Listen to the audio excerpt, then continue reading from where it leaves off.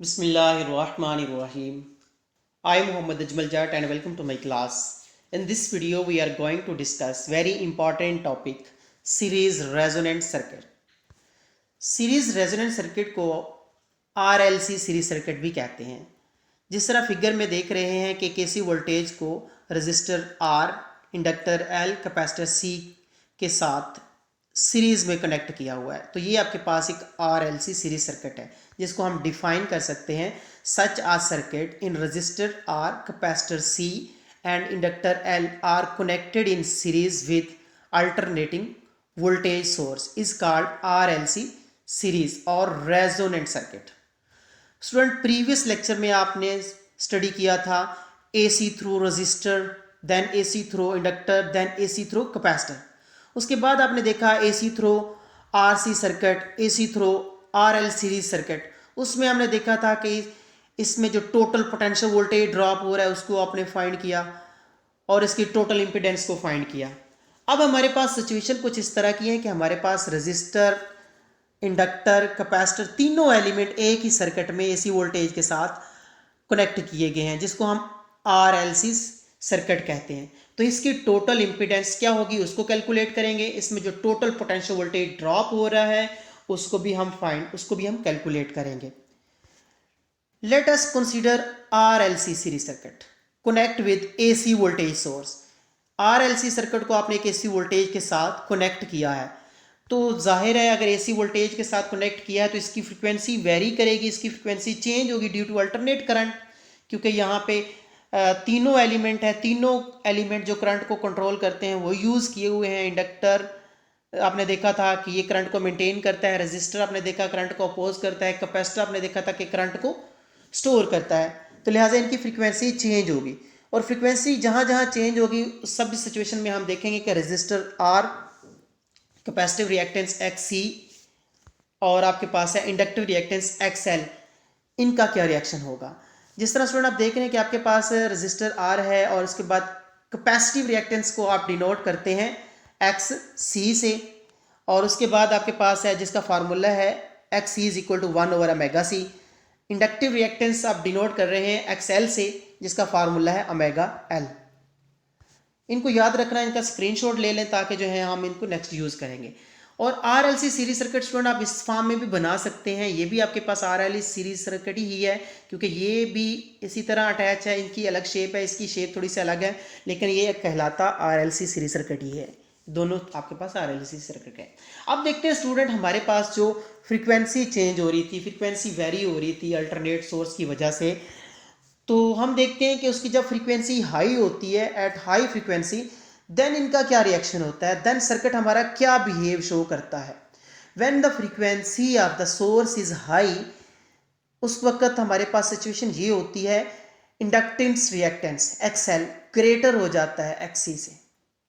XL student आप इसको denote कर रहे थे, inductive reactance greater than, much greater than capacitive reactance. So circuit behave as a RL circuit. जब student आपके पास एक्सएल ग्रेटर हो जाए एक्स सी से, वो कब होता है एट हाई फ्रीक्वेंसी पे, देन हमारे पास जो सर्किट है वो आरएल सर्किट बन जाता है, जो कि आपने प्रीवियस डिस्कस किया था आरएल सर्किट। ओके, अब हम देखते हैं एट लो फ्रीक्वेंसी पे। जब फ्रीक्वेंसी लो होती है स्टूडेंट, उस वक्त क्या रिएक्शन होता है। When the frequency of the source is very small then X C much greater than XL. X C capacitive reactance greater हो जाता है इंडक्टिव रिएक्टेंस से लो फ्रीक्वेंसी में, तो तब हमारा जो सर्किट है वो क्या बन जाता है, वो आरसी सर्किट बन जाता है, जो आप पीछे डिस्कस कर चुके। उसी तरह का बिहेव रखते हैं, उसी तरह का पोटेंशियल वोल्टेज, उसी तरह का लीडिंग और लैगिंग जो आपने पढ़ी थी वो रखता है, वही बिहेव शो करता है। लेकिन स्टूडेंट जो इंपॉर्टेंट पॉइंट है वो है at resonant frequency. Resonant frequency कौन सी होगी। रेजोनेंट फ्रीक्वेंसी होगी कि ना हमारी फ्रीक्वेंसी हाई हो और ना हमारी फ्रीक्वेंसी लो हो, in between low and high frequency, high और लो के दरमियान में जो फ्रीक्वेंसी होगी वो हमारे पास रेजोनेंट फ्रीक्वेंसी होगी। उस वक्त हमारा जो सर्किट है वो क्या बिहेव शो करेगा, उस वक्त रिएक्टेंस, कैपेसिटिव रिएक्टेंस इक्वल हो जाएगा इंडक्टिव रिएक्टेंस के, X C is equal to हो जाएगा एक्सएल के, और this condition is called resonant condition. और इसको कहते हैं हम resonant frequency. At resonant frequency maximum current flow through circuit. Then हम कह सकते हैं कि at resonance the inductive reactance equal and opposite to capacitive reactance and cancel each other. Student ये पॉइंट आपके पास वेरी इंपॉर्टेंट है, जिसमें आप देख रहे हैं कि एक सर्किट है, एक्सएल आप देख रहे हैं कि यहाँ पे अपवर्ड है, ठीक है, और एक्सी आप देख रहे हैं कि यहाँ पे आपको डाउनवर्ड नजर आ रहा है, और रजिस्टर आप देख रहे हैं कि अलॉन्ग एक्स एक्सिस है, ठीक है। तो जब हमारे पास रेजोनेंट फ्रीक्वेंसी आती है, रेजोनेंस सिचुएशन आती है, वो कब आती है? जब करंट ना हाई हो, जब आपके पास फ्रीक्वेंसी ना हाई होती है ना लो होती है, उनके दरमियान में होती है, उसको हम रेजोनेंट फ्रीक्वेंसी कहते हैं। तो अब मैं नेक्स्ट रेजोनेंस नेम यूज़ करूंगा। रेजोनेंस सिचुएशन कहाँ होती है? जब आपके पास एक्स सी इक्वल हो जाए एक्स एल के। तो ज़रा फिगर में भी देख रहे हैं आप वेक्टर डायग्राम में कि एक्स सी की वैल्यू जितनी है उतनी ही, सॉरी एक्स एल की जितनी वैल्यू है उतनी ही एक्स सी की वैल्यू नीचे की तरफ है, ठीक है। तो ये मैग्नीट्यूड में तो इनकी सेम है, लेकिन डायरेक्शन देखें, इसकी डायरेक्शन अपवर्ड है और एक्स सी की डायरेक्शन आप देख रहे हैं कि डाउनवर्ड है, ठीक है। तो ये इक्वल इन मैग्नीट्यूड है बट अपोजिट इन डायरेक्शन है, तो ये एक दूसरे का इफेक्ट कैंसिल कर देंगे। तो अब हमारा सर्किट क्या बिहेव शोर करेगा? अब हमारा सर्किट टोटली रेजिस्टिव सर्किट बन जाएगा। रेजिस्टिव सर्किट किससे कहते हैं? एसी थ्रो रेजिस्टर में जो आपने डिस्कस किया था, हमारा सर्किट वो बन जाएगा, ठीक है, टोटल रेजिस्टिव सर्किट, क्योंकि एक्सएल एक्स सी को खत्म कर देगा, कैंसिल कर देगा, तो हमारे पास ये सिचुएशन आ जाएगी। इसको स्टूडेंट आप प्रूव भी कर सकते हो। एक्सएल ओमेगा एल को इक्वल रखें 1/ओमेगा सी के, तो आप देखेंगे कि हमारे पास ओमेगा सी की वैल्यू कैंसिल हो जाएंगी, तो हमारे पास जो रिजल्ट आएगा XL is equal to X C आ जाएगा। ओके, ये पॉइंट आप जरा दोबारा डिस्कस कर लें कि रेजोनेंस सिचुएशन में एक्सएल जो है अपवर्ड है और एक्स सी डाउनवर्ड है। ये दोनों मैग्नीट्यूड में तो इक्वल है, लेकिन अब डायरेक्शन में अपोजिट है, तो एक दूसरे का इफेक्ट कैंसिल कर देंगे और आपका जो सर्किट है वो क्या बिहेव शो करेगा? वो सिर्फ रेजिस्टेंस बच जाएगी, सिर्फ ये वाला पोर्शन बच जाएगा आपके पास, तो हमारा circuit as a resistive behave show करेगा। ओके, अब हम क्या करते हैं स्टूडेंट, जो हमारे पास रेजोनेंट फ्रीक्वेंसी है उसको डिफाइन करते हैं, देन हम उसके लिए इक्वेशन ड्राइव करते हैं। The frequency at X L is equal to X C. XL capacitive reactance, inductive reactance is equal to capacitive reactance across the circuit and maximum current flow through it is called a resonant frequency. Resonant frequency student किसे कहते हैं? कि जब आपके पास XL is equal to हो जाए XC के और उस वक्त मैक्सिमम करंट फ्लो करता है सर्किट के अंदर, उसको हम कहते हैं रेजोनेंस फ्रीक्वेंसी। इसकी मैथमेटिकल फॉर्म जो है वो हम, इसका फार्मूला है वो है आपके पास है, रेजोनेंट फ्रीक्वेंसी को FR से डिनोट करते हैं। इसका फार्मूला है 1/2 अंडर रूट LC। एल का आपके पास क्या है? इंडक्टिव, और C आपके पास है कैपेसिटर, और 2 आपके पास कांस्टेंट है। 1/2 को कांस्टेंट को डिवाइड करें तो आपके पास 0.16 डिवाइडेड बाय LC, ये भी आपके पास आ सकता है। ओके, अब इसको स्टूडेंट आप ड्राइव करेंगे। ड्राइव करने के लिए, रेजोनेंट फ्रीक्वेंसी को ड्राइव करने के लिए हमारे पास सिचुएशन क्या होनी चाहिए? वो सिचुएशन हमारे पास ये होनी चाहिए कि XL is equal to XC के इक्वल हो। एट रेजोनेंट फ्रीक्वेंसी पे आप इसका फार्मूले को ड्राइव करेंगे। XL is equal to XC। XL की वैल्यू स्टूडेंट आपने क्या पढ़ी? XL की वैल्यू आपके पास है ओमेगा एल और XC की वैल्यू आपके पास 1/ओमेगा सी। इन दोनों को पुट कर दें, omega L is equal to one by omega C. यहाँ से ओमेगा को ओमेगा से कैंसिल कर दें तो आपके पास क्या आ जाएगा? सॉरी, ओमेगा को ओमेगा के साथ मल्टीप्लाई कर दें तो आपके पास जो इक्वेशन आती है, और एल को नीचे डिनोट कर दें क्योंकि आपने ये फार्मूले को प्रूव करना है, ठीक है। तो आपके पास स्टूडेंट ये ओमेगा एल है, 1/ओमेगा एल है, ओमेगा को इधर जाके मल्टीप्लाई कर दिया, एल को नीचे डिवाइड कर दिया, तो आपके पास क्या आ गया? Omega square is equal to 1/LC। Okay, ये जो आपके पास इक्वेशन है omega square is equal to 1/LC, आपको अंडर रूट भी चाहिए था तो आपने इसको ऊपर स्क्वायर लिया, स्क्वायर रूट ले लिया, इसका स्क्वायर रूट लिया तो ओमेगा बच गया क्योंकि उसके ऊपर पावर 2 थी, और इसका अंडर रूट LC बन गया। ओके, जैसा कि हम जानते हैं कि एंगुलर फ्रीक्वेंसी हमारे पास किसके इक्वल होती है? 2πf की इक्वल होती है, तो ओमेगा की जगह पे पुट कर दें 2πf, तो और 2π को नीचे ले जाएं तो आपके पास क्या बन जाएगा? फ्रीक्वेंसी बच जाएगी 1/2π into LC। This is formula for resonant frequency. Okay, अब स्टूडेंट हम क्या करते हैं कि इसके लिए मैथमेटिकल फॉर्म ड्राइव करते हैं। जिस तरह आपने RC सर्किट में कैलकुलेट की थी, पोटेंशियल वोल्टेज कैलकुलेट किया था और उसके बाद आपने इसकी इम्पीडेंस फाइंड की थी। इसी तरह हम इसके लिए भी पोटेंशियल वोल्टेज कैलकुलेट करते हैं और इम्पीडेंस फाइंड करते हैं। तो ज़रा आपको ये सर्किट नज़र आ रहा है, वही सर्किट है स्टूडेंट, ये वी एल अपवर्ड और वी सी डाउनवर्ड, ठीक है। ये दोनों एक दूसरे के नेगेटिव साइन है तो एक दूसरे का इफेक्ट कैंसिल कर देंगे। अब मैं क्या करता हूँ, मैंने पहले पोटेंशियल वोल्टेज को फाइंड करना है। क्या करना है student, form the voltage vector diagram, from the voltage vector diagram. ये आपके पास वोल्टेज वेक्टर डायग्राम है जी। ये रेजोनेंस सिचुएशन पे आप देख रहे हैं कि आपके पास ये एक रजिस्टर है, ठीक है। ये रेजिस्टेंस का वेक्टर आपने लिया और ये जो आपके पास वी एल है इनको आपने अलॉन्ग वाई एक्सिस लिया हुआ था, आपने इसका एक वेक्टर डायग्राम यहाँ पे ले लिया। एक कंपोनेंट आपने वाई एक्सिस का इधर ले लिया, वही कंपोनेंट लिया जिसको आपने वी एल माइनस वी सी कहा है, इसको आपने इस साइड पे लगा दिया, ठीक है। और एक रिजल्टेंट ये ले लिया आपने, रिजल्टेंट वेक्टर, ये हेड हेड मिल रहा है, यहाँ पे टेल टेल मिल रही है, तो ये आपके पास वी एक रिजल्टेंट है। अब स्टूडेंट वी रिजल्टेंट है तो आपने आपके पास एक ट्राइंगल बन रही है, वी रिजल्टेंट है, V L minus V C ये वाई कंपोनेंट है और ये वाला आपके पास क्या है, वी आर, ये आपके पास एक वोल्टेज ड्रॉप अक्रॉस रजिस्टर है, वो वाला कंपोनेंट है, एक्स कंपोनेंट। तो ये तीनों कंपोनेंट है, तो इनके लिए हम वैल्यू फाइंड करते हैं। ये रिजल्टेंट निकालने का फार्मूला आपने पढ़ा था फर्स्ट ईयर में, V इज इक्वल टू, इनका मतलब कि आपको पता है ये हाइपोटेनस है, ये आपके पास बेस है, ये आपके पास क्या है, परपेंडिकुलर जो होता है वो है, ठीक है। तो इनका आप स्क्वायर ले लें, V square is equal to V R square plus V L minus V C square. Base ये क्या, hypotenuse square is equal to base square plus perpendicular square. ये बेस वी आर स्क्वायर है, V L minus V C, ये आपके पास perpendicular square. इसका under root ले लें तो स्टूडेंट ये आप इस तरह इसकी मैग्नीट्यूड फाइंड कर सकते हैं, ठीक है। v is equal to V R square plus V L minus V C square. ये आपके पास मैग्नीट्यूड फाइंड करने का अलावा फार्मूला बन गया जो X square plus Y square था, ठीक है। अब इनकी वैल्यू पुट कर दें। वी आर की वैल्यू क्या है, V R is equal to होता है आई आर के, ठीक है। वी एल की वैल्यू क्या है, वी एल की वैल्यू स्टूडेंट आपके पास है आई एक्स एल, ठीक है। वी आई एक्स एल ये इंडक्टेंस रिएक्टेंस के लिए आपने पढ़ा था, V L is equal to I X L. और वी सी किसके इक्वल है, आई एक्स सी के इक्वल है। इन तीनों वैल्यू को आप इसमें पुट कर दें तो देख रहे हैं ज़रा, वी की जगह पे I R, I X L आ गया और आई एक्स सी आ गया, तीनों आपने वैल्यू पुट कर दी। ओके, अब यहाँ से देखिए आई का पोर्शन है, करंट है, ये भी आई है, इसके अंदर भी आई है।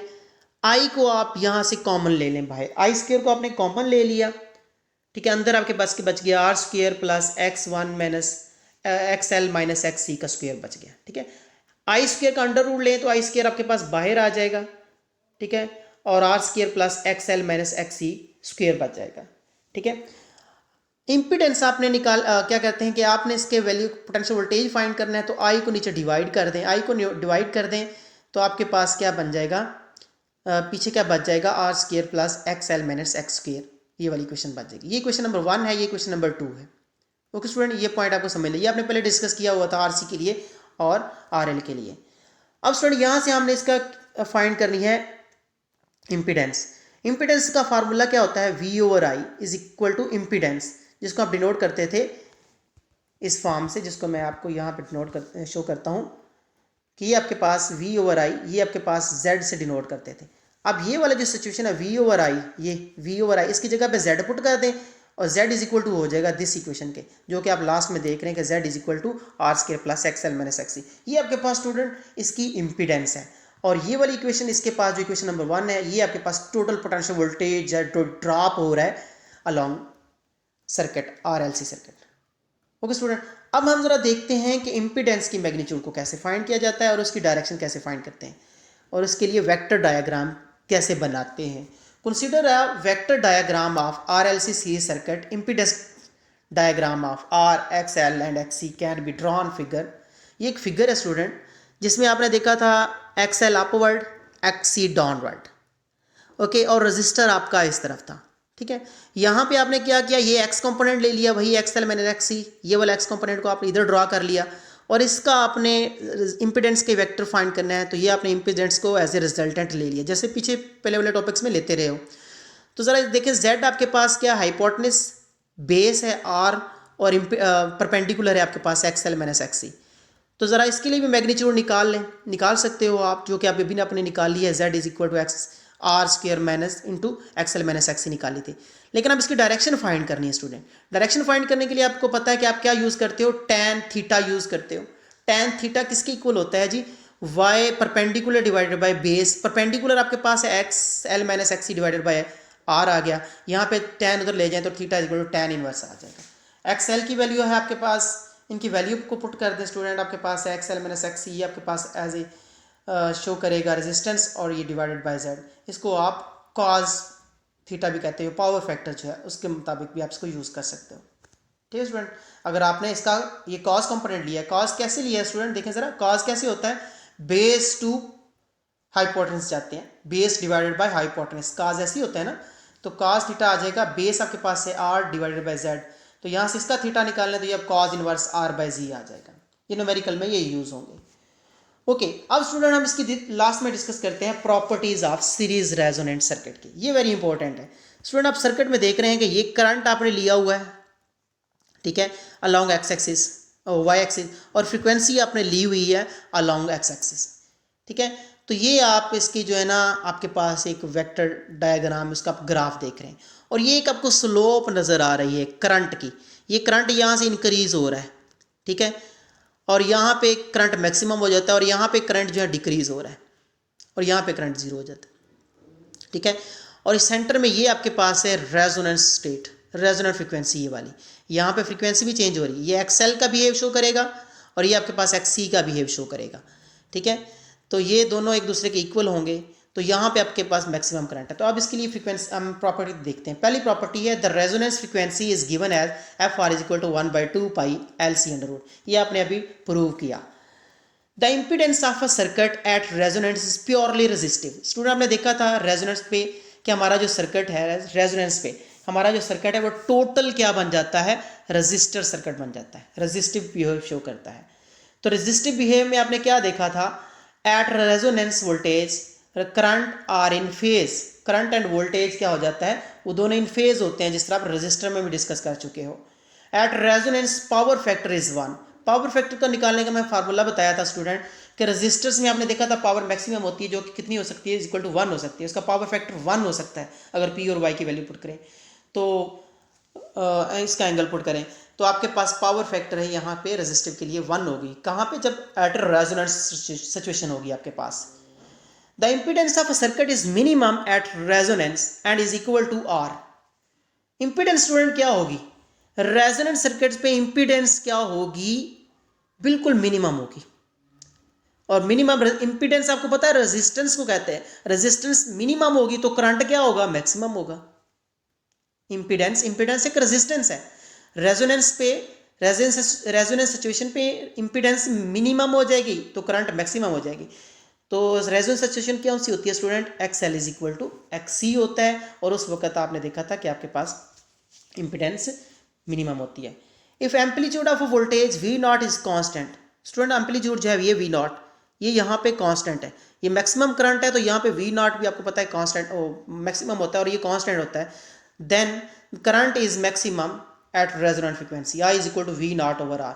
ये रेजोनेंस करंट कहते हैं इसको। ये रेजोनेंस फ्रीक्वेंसी पे जो करंट है उसको आप इस फार्मूले में फाइंड कर सकते हैं कि maximum voltage divided by resistance. अब इसकी नेक्स्ट जो प्रॉपर्टी है वो हम देखते हैं कि at resonance V L and V C drop across inductance. Potential voltage जो भी आपने स्टूडेंट डिस्कस किया, V L and potential voltage V C drop across inductor X L and capacitive X C may be much larger than the voltage source voltage. Student आपने जो source voltage attach किया हुआ था ना, AC voltage, कहता है जब resonance situation होती है ना, उस वक्त जो पोटेंशियल वोल्टेज ड्रॉप हो रहा है इंडक्टर के अक्रॉस या कैपेसिटर अक्रॉस, वो मच ग्रेटर होता है सोर्स वोल्टेज से, जो आप वोल्टेज अप्लाई कर रहे हो उससे मच ग्रेटर होता है। बिलो एफ आर रीजन, आपके पास जो रेजोनेंस फ्रीक्वेंसी से बिलो की बात कर रहे हैं, current almost varies decrease directly with F. आप देख रहे हैं ज़रा रेजोनेंस फ्रीक्वेंसी से जो आपके पास ये रेजोनेंस फ्रीक्वेंसी है ना, इससे शुरू में आप देखेंगे आपके पास जो करंट है वो वेरी डायरेक्टली विद एफ है। फ्रीक्वेंसी के साथ साथ क्या कर रहा है, वेरीज कर रहा है, डायरेक्टली चेंज हो रहा है। और अगर हम बात करें इसकी कि अबव फ्रीक्वेंसी और रेजोनेंट फ्रीक्वेंसी, ये रेजोनेंट फ्रीक्वेंसी के आगे की बात कर रहा है कि करंट क्या कह रहा है, very inversely with F, current की वैल्यू ग्राफ शो क्या कर रहा है, फ्रीक्वेंसी के साथ क्या कर रही है, इन्वर्स रिलेशन शो कर रही है। जैसे जैसे फ्रीक्वेंसी इंक्रीज हो रही है तो ये क्या, करंट की वैल्यू डिक्रीज हो रही है। ओके, इसको सर्किट को हम कहते हैं, it is called acceptor circuit. Student, इस सर्किट को हम कहते हैं, इस सिचुएशन को हम कहते हैं एक्सेप्टर सर्किट। एक्सेप्टर सर्किट क्यों कहते हैं, because this circuit accept the maximum flow of current. इस सिचुएशन में मैक्सिमम करंट फ्लो करता है ड्यू टू मिनिमम इंपीडेंस, क्योंकि इंपीडेंस मिनिमम होती है। इंपीडेंस रेजिस्टेंस को कहते हैं, रेजिस्टेंस मिनिमम होगी तो करंट मैक्सिमम होगा। ओके स्टूडेंट, आई होप कि आपको ये लेक्चर अच्छी तरह समझ आया होगा। Thank you very much.